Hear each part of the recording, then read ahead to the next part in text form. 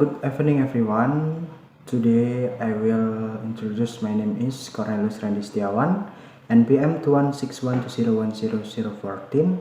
Today I will present material from the conflict management course with the little manage organization of conflict. Enjoy watching and listening. Baik teman-teman, kali ini saya akan menjelaskan mengenai materi memanage konflik organisatoris.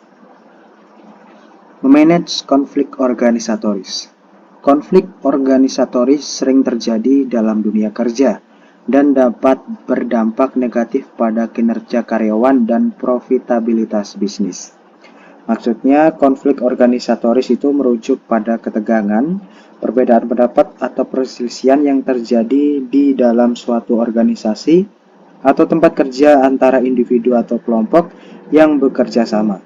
Konflik organisatoris dapat muncul dalam berbagai bentuk, seperti konflik antara karyawan dan manajemen, atau bahkan konflik antara departemen atau divisi yang berbeda dalam perusahaan. Dalam memanage konflik organisatoris terdapat pengetahuan atau cara mengatasi konflik organisatoris dengan pengetahuan yang tepat. Maksudnya, mengatasi konflik organisatoris dengan pengetahuan yang tepat itu melibatkan pemahaman yang mendalam tentang penyebab konflik, teknik negosiasi, manajemen konflik, dan keterampilan komunikasi yang efektif. Pengetahuan ini membantu individu atau organisasi mengidentifikasi, mencegah, dan menyelesaikan konflik dengan cara konstruksi dan produktif. Hal ini termasuk penggunaan strategis seperti mediasi, arbitrase, atau pelatihan untuk memastikan konflik diatasi dengan baik tanpa merusak kinerja karyawan dan profitabilitas bisnis. Selanjutnya ada kinerja karyawan. Dampak konflik organisatoris pada kinerja karyawan dengan cara mengatasinya. Maksudnya, kinerja karyawan itu merujuk pada sejauh mana seseorang karyawan itu memenuhi tugas dan tanggung jawabnya di tempat kerja. Hal ini mencakup produktivitas, kualitas kerja, inisiatif, dan kontribusi positif terhadap tujuan organisasi. Di sini saya akan menjelaskan contoh dampak konflik organisatoris pada kinerja karyawan. Yang pertama itu ada penurunan produktivitas. Konflik dapat mengganggu konsentrasi dan fokus karyawan, mengakibatkan penurunan produktivitas. Yang kedua, stres dan ketidakpuasan. Konflik ini dapat menyebabkan stres emosional dan ketidakpuasan pekerjaan yang berdampak negatif pada kesejahteraan psikologis karyawan. Dan yang terakhir ada gangguan hubungan kerja. Pada gangguan hubungan kerja ini, konflik tersebut dapat merusak hubungan antara karyawan, mempengaruhi kolaborasi, dan menghambat tim kerja. Dan cara mengatasi dampak konflik organisatoris pada kinerja karyawan, yang pertama ada identifikasi dan penyelesaian dini. Segera diidentifikasi konflik dan tindak lanjut dengan penyelesaian yang cepat sebelum merusak kinerja. Yang kedua ada komunikasi terbuka. Dorongan komunikasi terbuka antara pihak yang terlibat dan dalam konflik untuk memenuhi perbedaan pendapat dan mencari solusi bersama. Yang ketiga, pelatihan manajemen konflik. Dalam pelatihan manajemen konflik ini memberikan pelatihan kepada karyawan dan manajer tentang bagaimana mengelola konflik dengan efektif. Yang keempat, pembinaan dan dukungan. Berikan dukungan dan pembinaan kepada karyawan yang terlibat dalam konflik untuk membantu mereka mengatasi stres dan ketidakpuasan. Dan yang terakhir ada profitabilitas bisnis. Pengaruh konflik organisatoris terhadap profitabilitas bisnis dan solusinya. Jadi dalam profitabilitas bisnis itu adalah kemampuan suatu perusahaan untuk menghasilkan keuntungan atau laba dari operasinya. Hal ini mencerminkan perbandingan antara pendapatan yang diperoleh perusahaan dan biaya yang dikeluarkan untuk menjalankan bisnis. Pengaruh konflik organisatoris terhadap profitabilitas bisnis. Yang pertama, ada biaya tambahan. Konflik organisatoris dapat mengakibatkan biaya tambahan, seperti biaya hukum, biaya penyelesaian perselisihan, atau biaya pelatihan untuk mengatasi konflik. Yang kedua, ada penurunan produktivitas. Konflik ini dapat mengganggu produktivitas karyawan yang berpotensi mengurangi efisiensi operasional dan menghambat pencapaian target bisnis. Dan yang ketiga, kehilangan karyawan dan klien. Konflik yang tidak teratasi dapat menyebabkan karyawan meninggalkan perusahaan serta mengusir klien untuk pelanggan yang tidak puas dengan pelayanan. Selanjutnya masih tentang profitabilitas bisnis. Solusi untuk mengatasi pengaruh konflik organisatoris terhadap profitabilitas bisnis. Manajemen konflik yang efektif mengimplementasikan praktik manajemen konflik yang efektif di dalam organisasi untuk mengidentifikasi, mencegah, dan menyelesaikan konflik dengan cepat. Yang kedua, komunikasi terbuka. Fasilitas komunikasi terbuka dan jujur di seluruh organisasi untuk menghindari kesalahpahaman dengan cepat. Yang ketiga, itu pelatihan karyawan. Memberikan pelatihan kepada karyawan dan manajer tentang keterampilan manajemen konflik, negosiasi, dan komunikasi yang efektif. Yang keempat, ada kebijakan dan prosedur yang jelas. Sediakan kebijakan dan prosedur yang jelas untuk menangani konflik dan memberikan panduan tentang cara melaporkan masalah.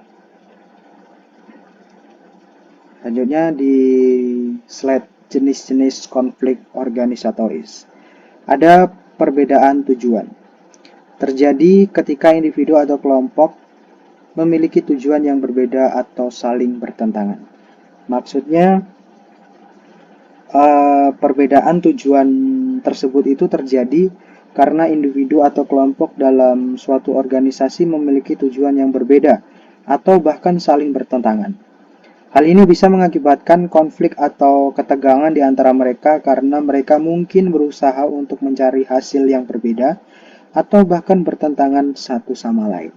Penyelesaian perbedaan tujuan ini sering melibatkan negosiasi, kompromi, atau manajemen konflik agar semua pihak dapat mencapai kesepakatan yang memadai.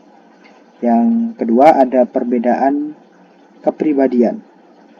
Perbedaan kepribadian ini terjadi ketika individu dalam suatu kelompok atau organisasi memiliki karakteristik kepribadian yang berbeda yang mungkin saling bertentangan.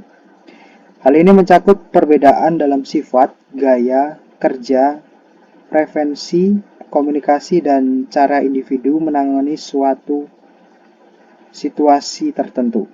Perbedaan kepribadian dapat mempengaruhi interaksi antar individu dan memicu konflik, tetapi juga dapat memberikan keberagaman dalam sudut pandang yang berharga dalam konteks kerja tim dan kolaborasi. Yang ketiga, ada perbedaan nilai. Dalam perbedaan nilai ini terjadi ketika individu atau kelompok ini memiliki nilai yang berbeda dan tidak dapat disepakati.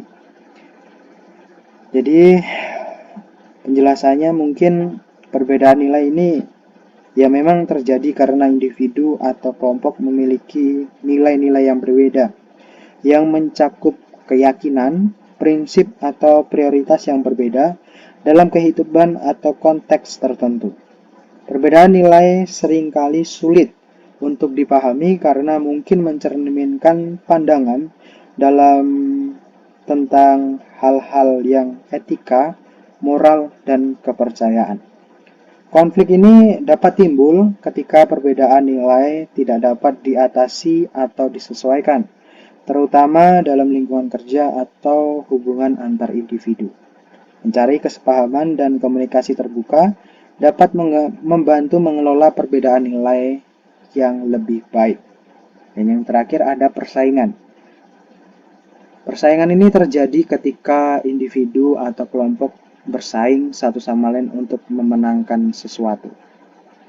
Jadi dalam persaingan ini situasi di mana individu atau sebuah kelompok bersaing satu sama lain untuk memenangkan atau mencapai sesuatu, seperti posisi pekerjaan, penghargaan, atau sumber daya yang terbatas. Dalam konteks persaingan, mungkin peserta juga berusaha untuk unggul atau mencapai tujuan mereka dengan cara yang lebih baik dari pesaing lainnya. Persaingan dapat mendorong kemajuan, inovasi, dan peningkatan dalam berbagai bidang, tetapi juga dapat menciptakan ketegangan dan konflik antar pihak yang bersaing. Selanjutnya ada faktor-faktor yang mempengaruhi konflik organisatori. Di sini ada 3 faktor. Yang pertama komunikasi yang buruk, yang kedua perasaan tidak dihargai, dan yang ketiga lingkungan kerja yang tidak sehat. Yang pertama komunikasi yang buruk. Komunikasi yang buruk sering terjadi dan menjadi akar masalah dari konflik organisatoris. Komunikasi yang buruk adalah ketidakmampuan untuk mengkomunikasikan pesan atau persepsi yang jelas antar individu atau kelompok. Hal ini sering menjadi akar masalah dari konflik organisatoris karena kesalahpahaman informasi yang tidak akurat dan ketidakjelasan dalam komunikasi dapat memicu ketegangan dan perselisihan di tempat kerja. Komunikasi yang buruk dapat mengganggu kolaborasi, mengurangi efisiensi, dan menghambat pemecahan masalah yang efektif. Dan yang kedua, ada perasaan tidak dihargai. Karyawan seringkali merasa tidak dihargai jika pekerjaan mereka tidak diakui atau dibayar dengan tidak cukup.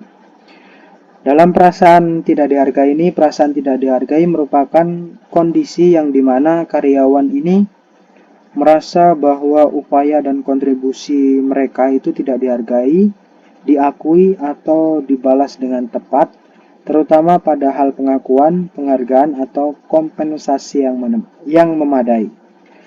Hal ini juga menyebabkan ketidakpuasan, kurangnya motivasi, dan potensi penurunan kinerja karyawan. Dalam situasi ini penting bagi manajemen untuk memberikan pengakuan yang pantas dan memastikan kompensasi yang sesuai untuk memelihara kepuasan dan motivasi karyawan. Dan yang terakhir ada lingkungan kerja yang tidak sehat. Dalam lingkungan kerja yang tidak sehat, ada lingkungan kerja yang stres dan tidak sehat dapat memicu konflik organisatoris. Tentu, dalam poin ketiga ini memang poin yang dimana lingkungan kerja ini tidak sehat merupakan kondisi di mana tempat kerja dipenuhi oleh kesetresan, tekanan, atau mungkin ketidaknyamanan yang berlebihan.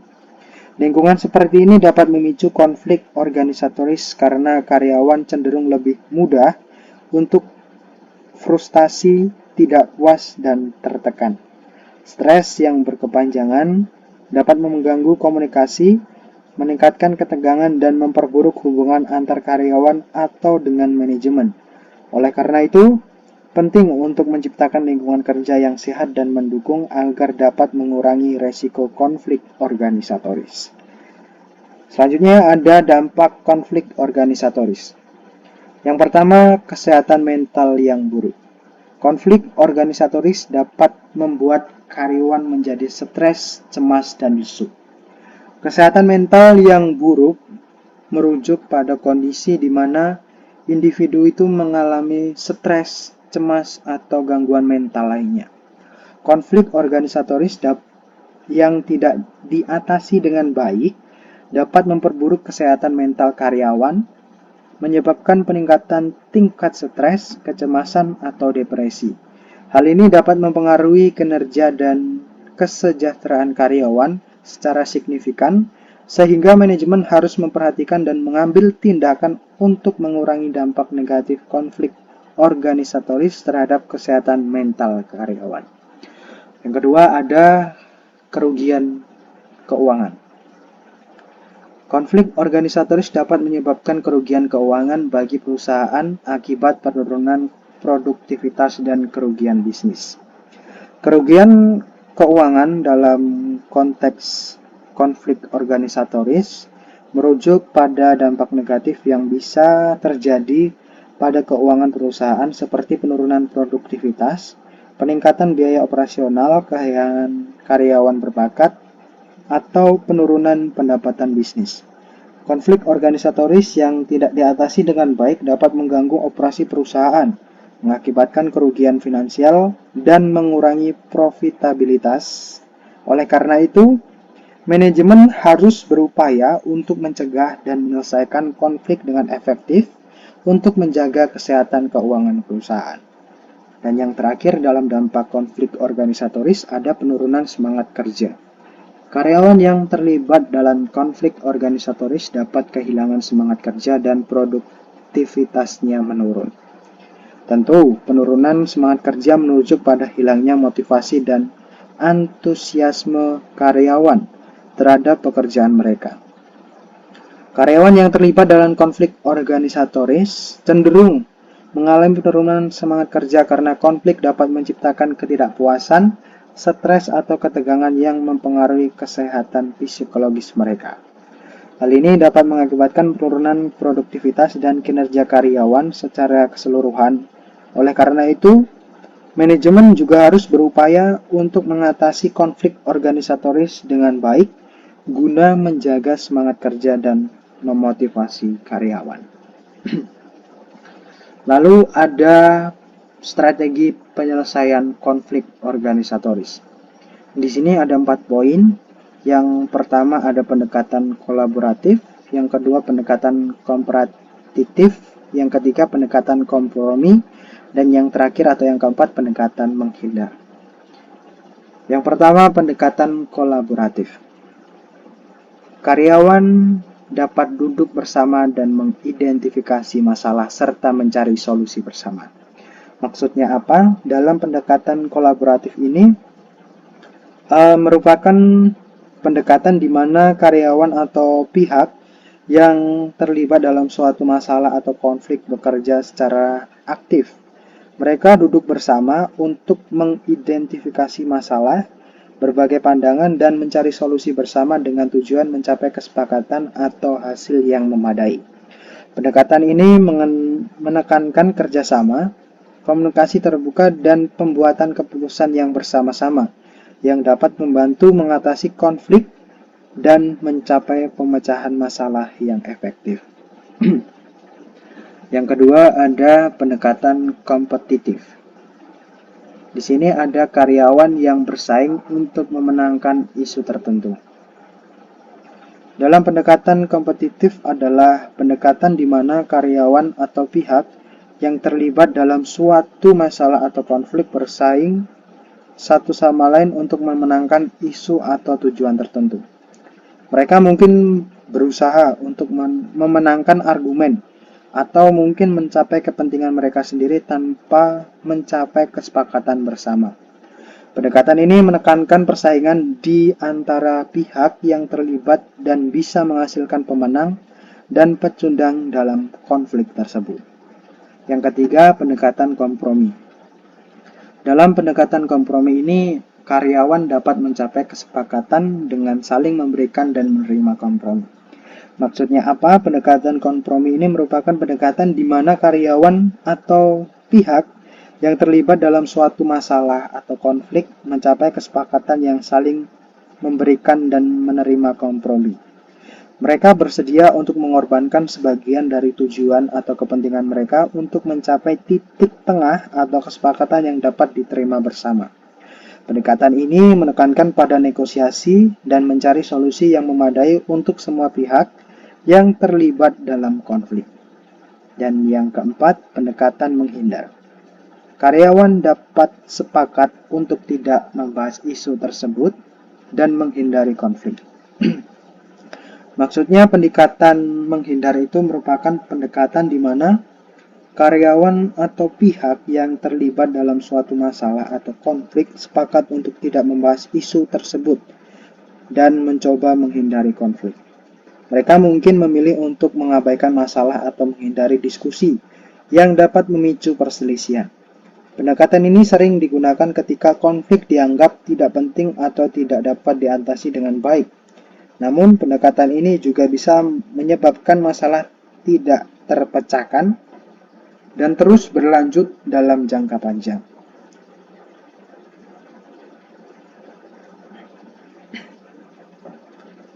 Selanjutnya ada teknik berkomunikasi yang efektif dalam mengatasi konflik organisatoris. Yang pertama, mendengarkan secara aktif.